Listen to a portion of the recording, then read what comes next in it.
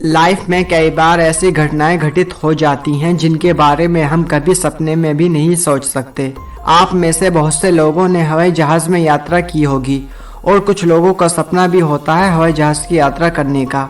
हवाई जहाज में जब आप 24-25 हज़ार फीट की ऊंचाई पर उड़ रहे होते हैं और खुदा न खास्ता उस वक्त कोई हादसा हो जाए तो क्या होगा। कई बार आपने प्लेन क्रैश की घटना सुनी होगी, लेकिन कभी आपने सुना है कि हवा में उड़ते हुए प्लेन की छत ही गायब हो जाए। जी हाँ, ऐसा हो चुका है। दरअसल एक बार 24,000 फीट की ऊंचाई पर उड़ते हुए एक प्लेन की छत ही गायब हो गई थी। उस प्लेन में क्रू मेंबर समेत 95 लोग सवार थे। आप सोच रहे होंगे कि आखिर क्या हुआ होगा उन लोगों का जो उस वक्त उस प्लेन में सवार थे। आज की इस वीडियो में मैं आपको उस घटना के बारे में विस्तार से बताने वाला हूं, तो वीडियो को अंत तक देखिए। 28 अप्रैल 1988 को अलोहा एयरलाइंस के एक विमान ने अमेरिका के हवाई प्रांत हिलो से होनोलुलु की तरफ उड़ान भरी। ये बोइंग 243 विमान था जिसमें 89 पैसेंजर्स और 6 क्रू मेंबर्स को मिलाकर 95 लोग सवार थे।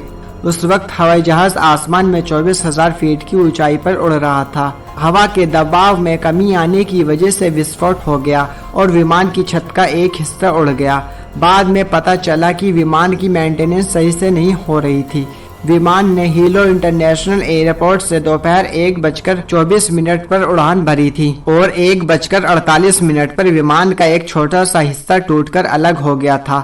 विमान लेफ्ट से राइट की तरफ झुकने लगा।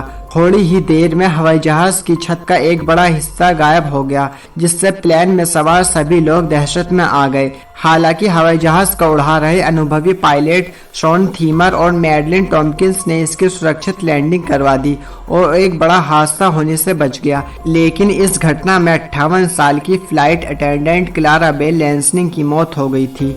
वो एक सीट के पास खड़ी थी और छत के गायब होने पर वो हवा में ही उड़ गईं। उनकी लाश कभी नहीं मिली। वहीं 8 अन्य लोग भी बुरी तरह से जख्मी हुए थे। हालांकि सीट बेल्ट लगी होने की वजह से पैसेंजर्स की जान बच गई।